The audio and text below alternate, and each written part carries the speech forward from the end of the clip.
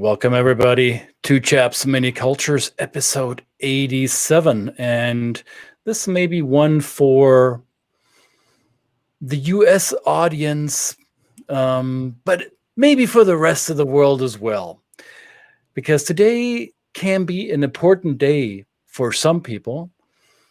I think the more important day will be what happens tomorrow. So we'll have a few suggestions what might be relevant for after the American general election. Stay tuned.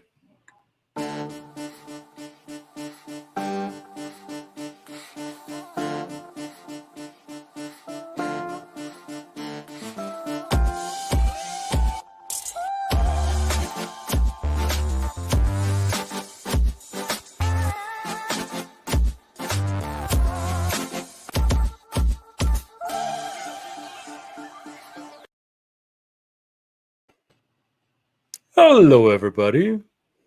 What day is today, Brett? It's November 3rd, 2020, a Tuesday, as it happens, and election day. So a couple of different things happening on today. There are probably a bunch of other important things happening too, but today, I guess, we've been leading up to the election day. Well, election day in the United States, like the rest of the world cares, right? Well, I think they kind of do. Well, parts of the world do care how this ends. And I'm going to admit, it matters to me too. Mm-hmm. I guess it matters to a lot of people.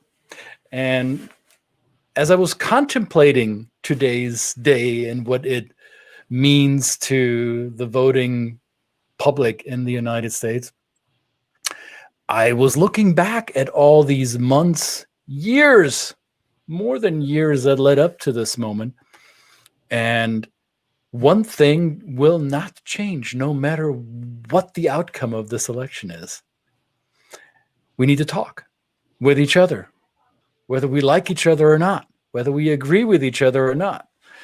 So this is a suggestion for us, from us to you, to everyone. It doesn't matter who's the tenant in the White House going forward. We put them there, and whether we like it or not, we're going to have to deal with it. How are you going to deal with the outcome, Brett? Well, I've been thinking about it a lot, and yes, I agree with you. No matter what happens, this is democracy, and I come from a democracy where, well, I was reminded by someone the other day, it's not a democracy, it was a republic, a different, we can get over some semantics. But semantics. At the end of the day, I grew up in a society where it was compulsory to vote. If you did not vote, if you do not vote and you didn't take your part as an active citizen in the process, you got a fine, which is really kind of strange for a lot of people. In the US, it's optional, and I would say just at the basis, I would hope everybody would vote, has voted. Of course, we've got issues with people, the access to voting and all that kind of stuff. That is always an issue. It always has been in this country.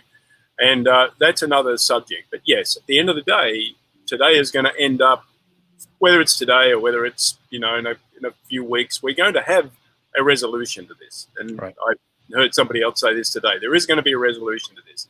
At the end of that resolution, we have to approach it in a way that is, okay, now we deal with what we've got.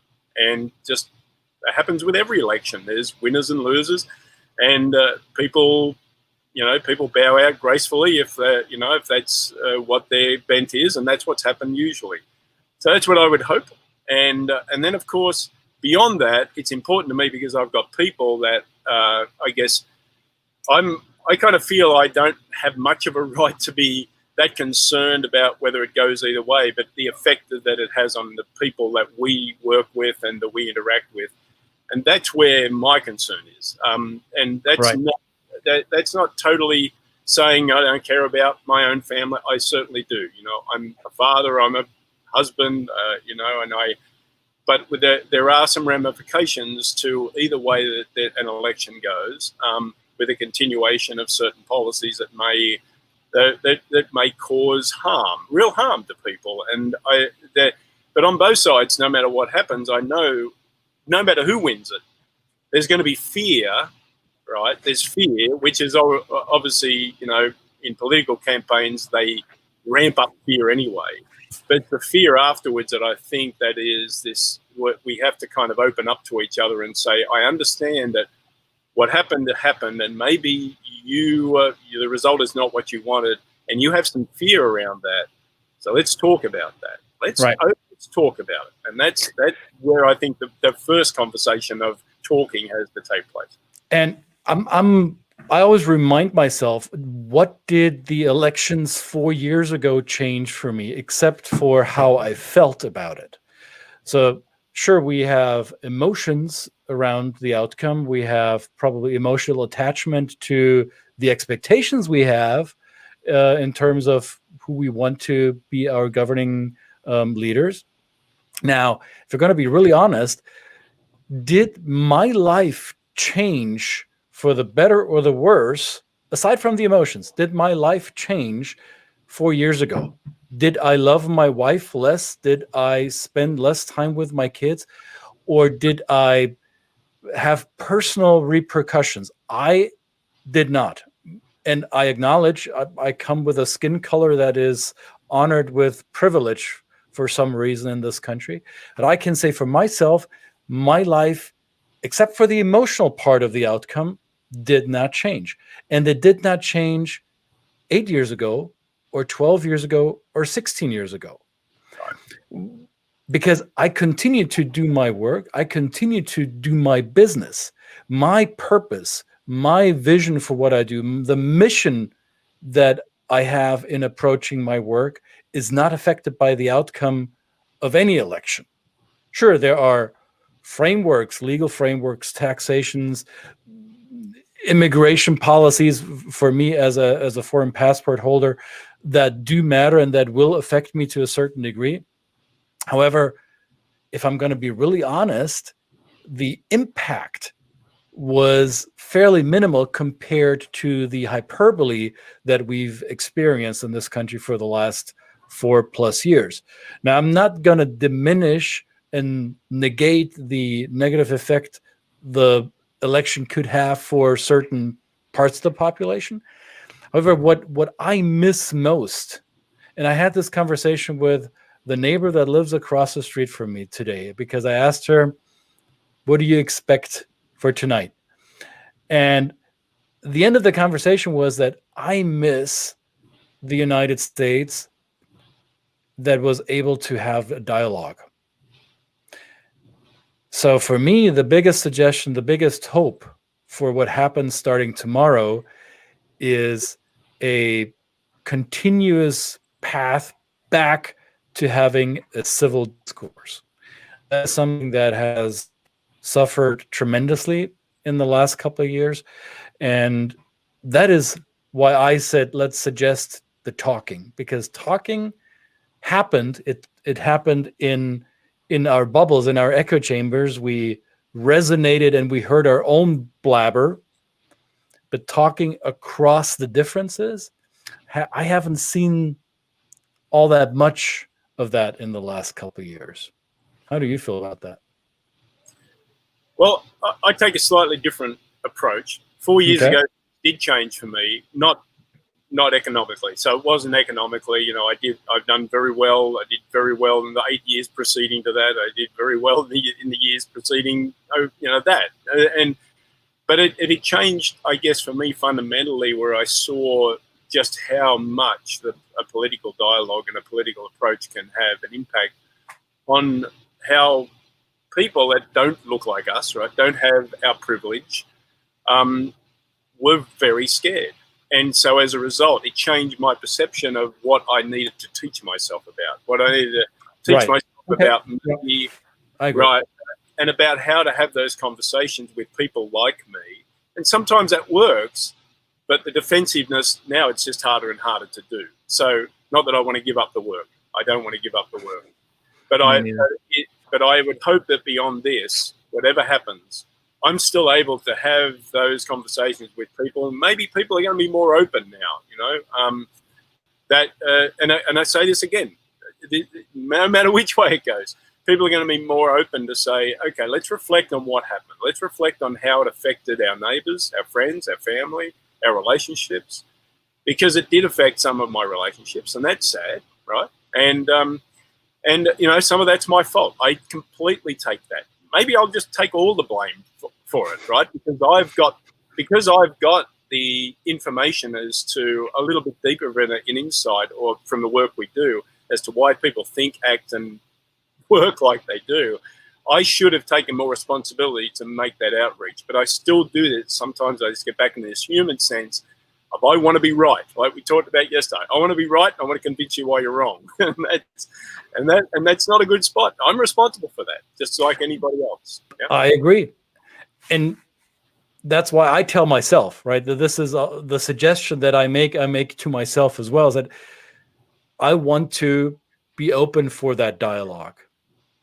My invitation is, no matter where you stand, no matter how you celebrate, how you gloat or grieve the outcome of this election, I do want to talk with you, not at you. I want to talk with you. I want to see, I want to listen, and I want to see and want to feel where you stand. And maybe that is different from where I stand. However, I won't be able to understand unless I listen. And the listening with the aim of relating to others is different than listening to respond with the reason why I think I'm right and you're wrong, right? Yeah. So my suggestion is let's talk with each other, and, well, as I said earlier, go back to the what's the word, to the promise and the framework of having an adult civil discourse with full sentences. Huh? With what? With full sentences. Exactly. With subject, predicate, object. That would be, you throw in a few adjectives maybe to color it up a little bit. That's right. I'm all for that. No, I agree with that. And it's life will go on, but we need to protect those around us that are fearful. Not that they need protecting from us, but whenever they want it, we're here and we're offering that, but only for ourselves. I mean, I'm certainly probably going to be affected in some way, shape, or form.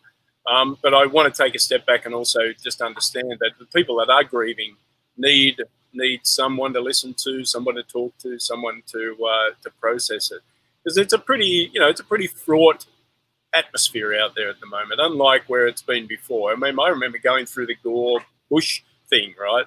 And at the end of the day, I just watched something last night about Gore's acceptance speech, and at the end of the day, he said, "Well, I fundamentally disagree with the decision. I accept it, and as he said, I suggested to someone before, it's now time for me to go." I mean, those are the days I kind of long for, right? So that's where I think we should get back to.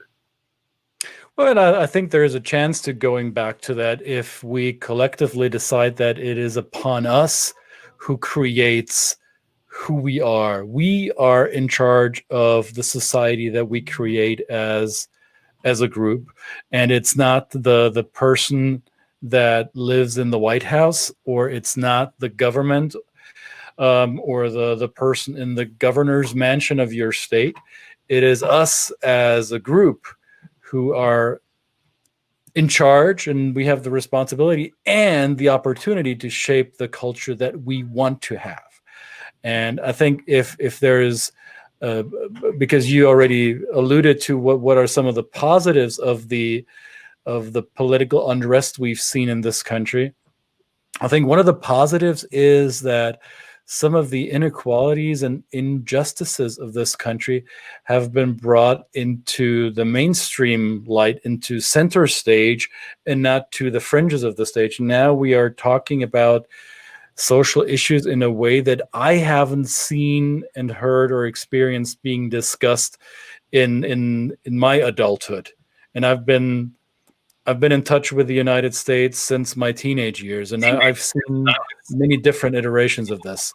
So I think that this is one of one of the positive developments, I would say, and which leads, essentially, in my opinion, it leads to dialogue, because the issues at hand in this society can only be resolved by having a broader consensus, which we can only establish if we talk with each other. Absolutely. Absolutely. Well, let us go back, hug our kids, love our partners, don't you suggest? And let's see what tomorrow brings. I hope you all stay sane tonight. Sure, watch the news, go vote. If you're still in line, don't leave the line just because we're alive, right? Stay in line, cast your vote, make it matter. And we'll see you tomorrow, because tomorrow will be yet another day, no matter what the outcome, whether we have an outcome tonight or not. Tomorrow is another day, and business will continue. Our work will continue. Life will go on. And Tamara says it, and eat ice cream, or indulge in something else that floats your boat. All right. Thanks, everybody. Have a great night. Have a great week. We will see you tomorrow anyway. We'll be back. The one thing you can be assured of is we'll be back. So, there you go. All right, guys. Bye for now.